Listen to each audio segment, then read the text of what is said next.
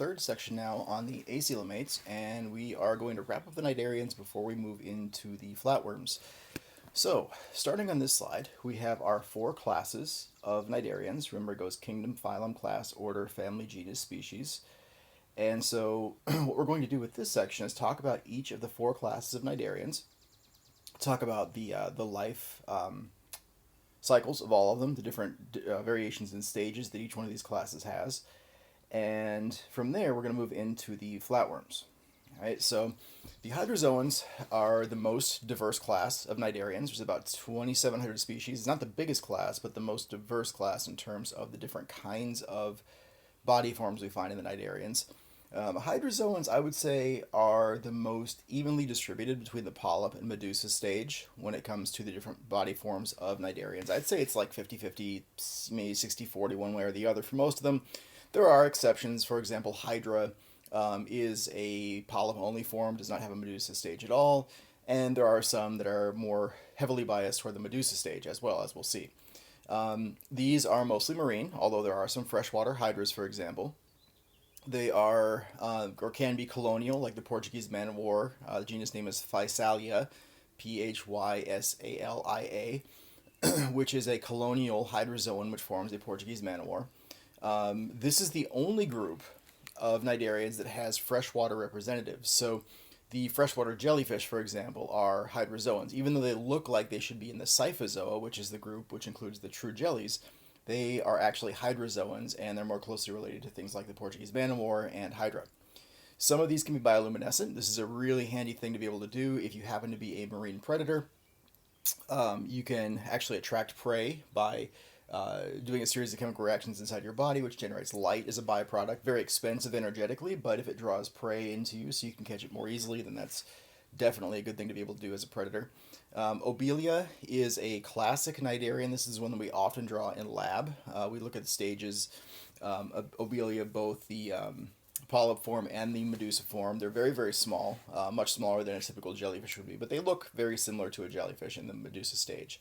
Portuguese man of war, like we talked about as well, and Hydra, which is a really unusual because it's a polyp-only genus, but these polyps are actually able to move. They can somersault. They can basically bend their body over, attached to the substrate with their tentacles, release the body stalk, and at this point they're upside down, right? So they can then flip the body stalk over to the substrate on the next side, release the tentacles, and then have the tentacles back in the upright position. So they're basically flip-flopping over and over and over to get through their environment. So really kind of cool.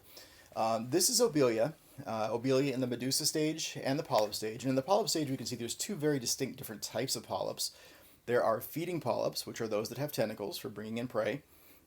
And there are those that have more of a reproductive function. We just call those reproductive polyps, where inside of this polyp there are these little spheres, which essentially are baby Hydra, or I'm sorry, not Hydra, Obelia jellyfish, right? The medusa stage of Obelia looks like this, and these medusas come out of these reproductive polyps. So they go back and forth bruising each other. This is typically where I'd throw in a corny joke about Hydra, but of course, that's a Hydra from Greek mythology. This is an actual Hydra where we have tentacles up here and a body stalk and a basal disc down at the bottom. This particular Hydra actually is budding, so we've got a baby Hydra coming off the side of the adult that's a clone of that individual. So something they can do as well is that type of asexual reproduction. The Cyphozoans are the true jellyfish. There's only about 200 species of jellyfish, and this is one of those things where I always like to talk about this because there are some groups of animals, especially, that are unique enough that even though they may not be very diverse, and maybe they're not even present in certain parts of the world, people always know what they are. Right? Only 200 species in a class is a tiny, tiny, tiny class of any organism, much less animals. But everybody knows what a jellyfish is. Even if you've never been to the ocean, you know what a jellyfish is because they're unique, they're different, there is really nothing else like a jellyfish. So even those people that have never seen one or experienced one in person still know what it is. These tend to be fairly transparent, sometimes translucent, so they're I kind of see through them, you kind of can't. They tend to come in sort of like very muted colors, pinks and greens and those sorts of things. In this group, in the Cyphozoans, the medusa stage, I would say is about 85 to 90% of the life cycle. and the polyp stage is very, very small, very inconspicuous. It's only about 10 or 15% of the life cycle. Very, very inconspicuous. Probably never see one. Even if you spend your whole life looking for one, you may never find one because it's going to be, off attached on a rock somewhere at the bottom of some shallow part of the ocean, and you're never going to find it. These cnidarians do have cells that ring the bell here. Ring the bell. Another bad joke. Okay, so they go around the bell, and they are contractile. Right, that was unintended, actually. They are contractile cells that if you've ever seen a jellyfish like in an aquarium or something, these cells, when they contract, create like a pulsating sort of appearance to the jellyfish, which makes it look like it's actually trying to swim through the water through this pulsating action. And for the longest time, this really confused people because that pulsating action is a really, really poor and inefficient way to make your way through the water. So people sort of wondered why that could be favored by natural selection if it was such a kind of a crappy way to move through the water. And it turns out it's really not for movement. The pulsating that you think of with a jellyfish, or if you see them in an aquarium, is actually for prey capture. So what they discovered was that by pulsating this bell, by contracting and relaxing and contracting and relaxing this bell, there are small water currents that are created around the animal, which then draw in microscopic prey toward the tentacles where they can be captured and, of course, eaten. So it's actually a way to capture prey as opposed to move through the environment. Most of the scyphozoans are dioecious, so by now we should know dioecious means they are separate male and female sexes. We don't see any hermaphroditic or monoecious scyphozoans. Again, life cycle is very similar to what we talked about in our previous section, where we go from polyp form to a medusa form, which then produces gametes, either sperm cells or egg cells. When fertilization occurs, we get back to a zygote stage. Zygote stage sort of metamorphosizes into a planula, and then the planula turns back into the polyp stage. So that's a pretty typical classic cnidarian life cycle. Cubozoans are another very specialized class of animals. This group is one that we don't actually find very common in this part of the world. Western hemisphere, northern hemisphere, don't really find them too much in this part of the world. They're around, but really not very common. This group is even more heavily dominated by the medusa stage. I'd say in this group you're looking at like 95% medusa and 5% polyp stage, so much less represented in this group as overall the cnidarians as a phylum. This group is one, they're not very big. These animals are only up to about 1/4 of a meter in length. They are box-shaped. They are actually called the box jellies. And their medusa has a tentacle typically hanging off each of the 4 corners of that box. Now, the thing about the cubozoans is that they are very, very good swimmers, as opposed to the scyphozoans, which more or less are just moved around by water currents. Cubozoans can actually swim against the current. They're very fast, maybe as fast as, say, an Olympic swimmer. They're very, very good predators. They've got some really, really intense venom they can use, which is powerful enough to cause a person to go into shock if they're stung by a couple of these things and they're swimming. Shock can set in pretty quickly, and they can actually drown. People actually died because of sort of running into a box jelly.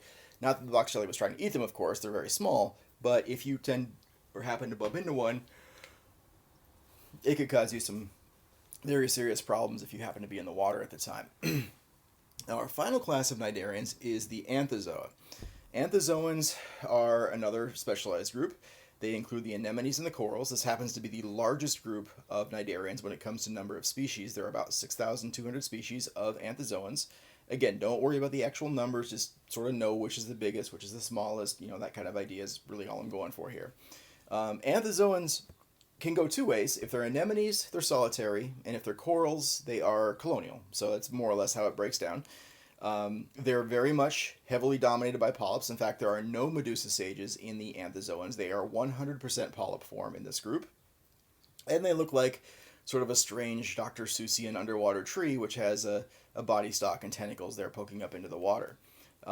In this group, they essentially just skip the medusa. So in this group, there is much more reliance on asexual reproduction. There is some sexual reproduction, but when it occurs, these animals skip the medusa stage and they go straight from zygote to planula back to polyp, right? So it's a shorter life cycle than what you see in most of the other cnidarians. These are very responsive. So again, diving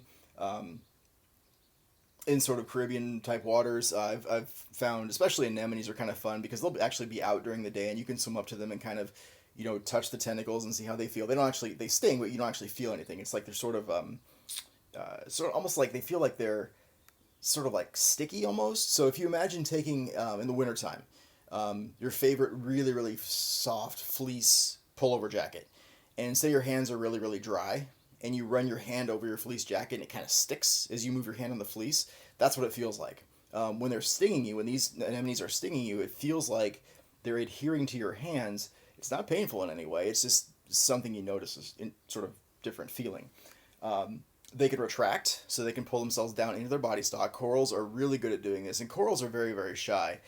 You really only see them during the nighttime. They're typically during the day not out at all because they don't really have much in the way of defense, so they stay hidden within the reef part of the coral, the hard part of the coral, and then they emerge looking like very, very tiny versions of this from that coral reef and use their tentacles to capture prey.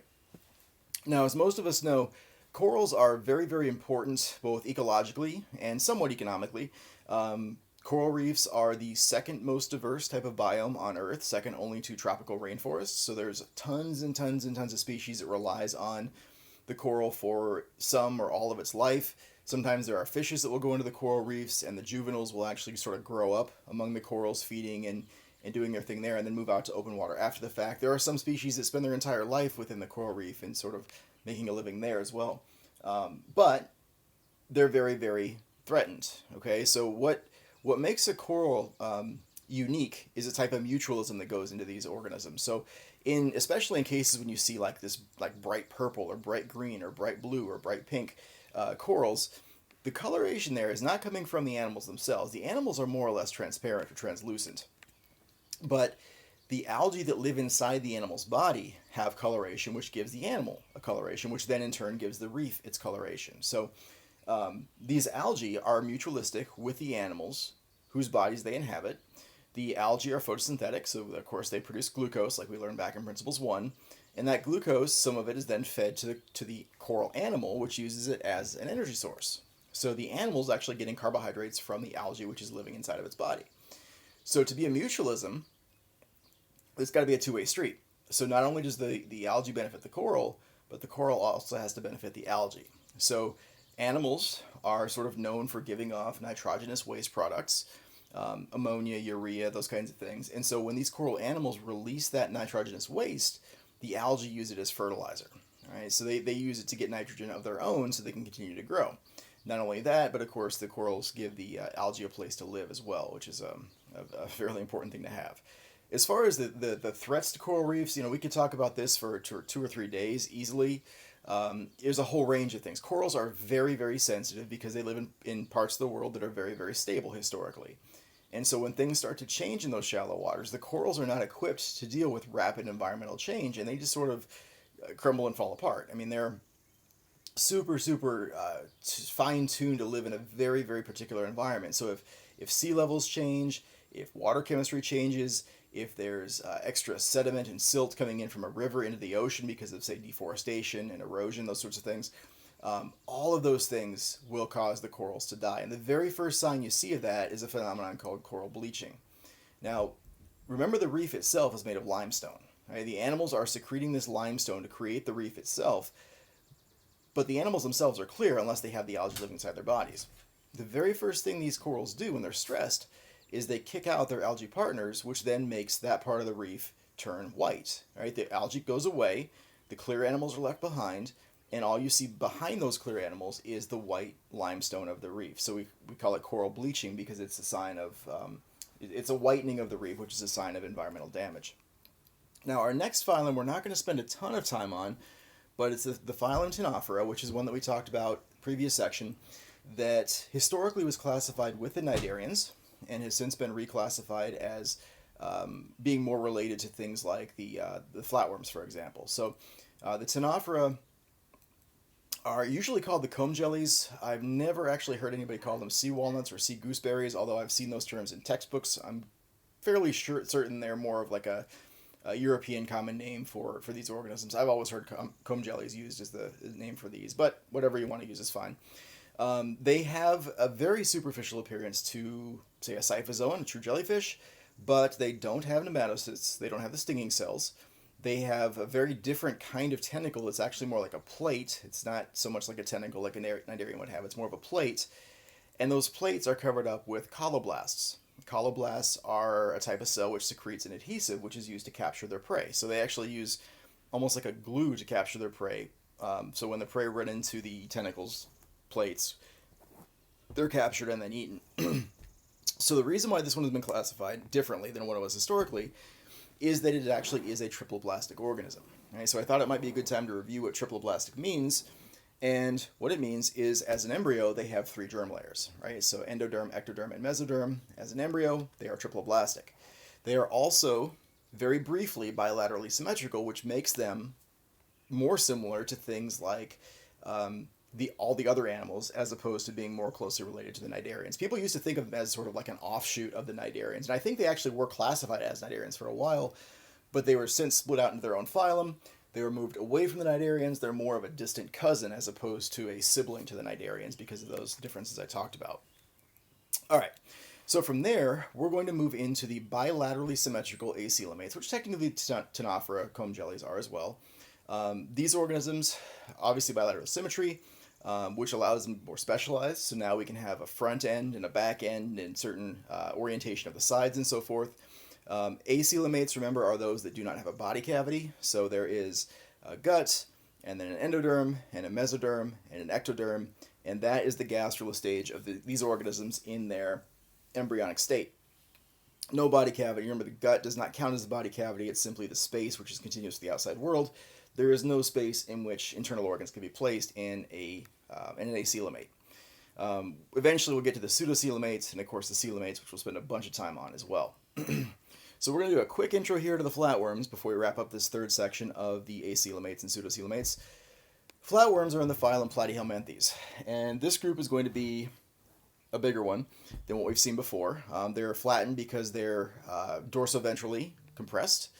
Imagine if you take a worm, you put it down in the street and you run it over with a steamroller, right? It's that kind of flattening. It's not lateral. It's not side to side. It's dorsoventral flattening in this case.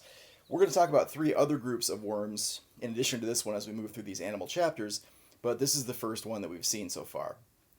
These are the simplest of worms, but that being said, they do have an anterior end. They have a head. They have a tail or a posterior end. They do have some very rudimentary or simple organs. This group is unique in that they have an incomplete gut. So when you see the term incomplete gut, what you should think of is a digestive tract that only has one opening, right? So essentially, in these animals, the mouth and anus are the same thing, which poses some limitations on, I would imagine, their social life, but also on feeding, right? Because if your mouth and anus are the same thing, you can either have food coming in or you can have waste going out, but you can't have both at the same time. So for flatworms, they have to divide up their time evenly between feeding and excretion because they have to use the same opening for both. As we get through this group, all the other animals that we're going to see have a complete digestive tract, with a few exceptions here and there, where they actually have 2 openings, mouth and anus, which are separate, which allows them to spend more time feeding, and for that reason be larger and more complex and so forth. There are some flatworms, specifically the tapeworms, which are different in that they have a lack of digestive tract. And so this is actually sometimes a kind of a confusing thing when it comes to evolution, is that sometimes evolution doesn't work by adding new traits and making things more complex. Sometimes evolution works by making things simpler. Sometimes evolution works by taking structures away if you don't need them. So for the tapeworms, a tapeworm is an animal that as an adult makes a living inside the intestine of typically a vertebrate host. And so living in that environment, you are constantly surrounded by the nutrients that were released from the food that your host ate. There really is no need to have a whole lot in way of specialized feeding structures because everything's already been broken down and digested for you as a tapeworm in this case. So the tapeworms have actually evolved to lose their digestive tract and actually just absorb the food through their body wall. And tapeworms, as we're going to see, are very complex in some other ways as well, which actually makes them the most advanced group of flatworms, even though in some ways they're actually the simplest of the flatworms. The flatworms are also the first group that we've seen that have an excretory system, so they have a way to rid their bodies of waste. They use what are called flame cells, or what are sometimes called protonephridia. So nephridia is Nephridia, nephridia. Protonephridia are like an early version of a nephridium. We haven't defined what a nephridium is, but it's basically a kidney-like cell. It's a cell that's used for osmoregulation, maintaining water balance, getting rid of waste, those sorts of things. These are the animals that invented an osmoregulatory system with their flame cells. The flatworms are overwhelmingly hermaphroditic, or monoecious is the other way to say that, although in most cases they have to cross-fertilize each other. Now, tapeworms, again, are an exception here because tapeworms, by living in the gut of a vertebrate host, are probably not going to encounter mates all that frequently. So they're actually set up to essentially breed with themselves when they are making a living. But most flatworms, especially the free-living ones, are able to cross-fertilize with a partner. Flatworms in general are also really good at fragmentation. They can be broken in half or thirds or quarters and regenerate new bodies, new parts of bodies very, very quickly as a result, in part because they're so simple. One of the other strategies these animals have, because they're so good at regeneration, is that if they run into a situation where food is in short supply, they can actually start to self-digest themselves. And what they'll do is they'll typically start with their reproductive organs. They'll actually reabsorb the reproductive organs because those are not necessary for survival, right? They're handy to have at some point in time, but they're not necessary for you to survive. So if they're at risk of starvation, they'll actually absorb their reproductive organs, and then if conditions improve and food becomes more abundant, they're able to regrow those reproductive organs again and actually reproduce. So kind of unique strategy, again, because they are a very simple animal, they're able to do so. More complex animal like a chordate, no way that could happen. Right? No way you could fragment a hamster and have it regrow the other parts that is missing. No way you could have a duck absorb its gonads and then regrow them at some other later point in time. This is something you can only do if you're a very, very simple animal. Something else we haven't talked about yet is the idea of direct versus indirect development. So animals that go through direct development are those that when the young are born or they hatch or however they're produced, the young come out looking like just a small miniature version of the adult. They're basically a mini adult form. Indirect development, you've got young, juveniles, offspring, whatever, that start off looking very, very different from the parent, and they eventually go through some kind of metamorphosis where they turn into the adult form. So things with indirect development are things like, good example would be like butterflies and moths. Right? They start off as a caterpillar, they eventually go through metamorphosis, and they come out as a butterfly or a moth. Very, very different body form because they went through metamorphosis. Frogs that are produced from tadpoles, kind of the same thing. They go through metamorphosis to become the adult form. They are also an indirect development type animal. Flatworms, on the other hand, and humans for that matter as well, are direct development. When they are produced, they look like just really small, mini versions of the adult, and there really is no form of metamorphosis that occurs. They get bigger, certainly, they grow, they might add a structure or two, but there's not a huge change in form as they develop for those that have direct development. So I think we're about out of time for this section, so what I'm going to do is to wrap up for now, and we'll start up in just a second with our fourth section on the acoelomates and coelomates, pseudocoelomates.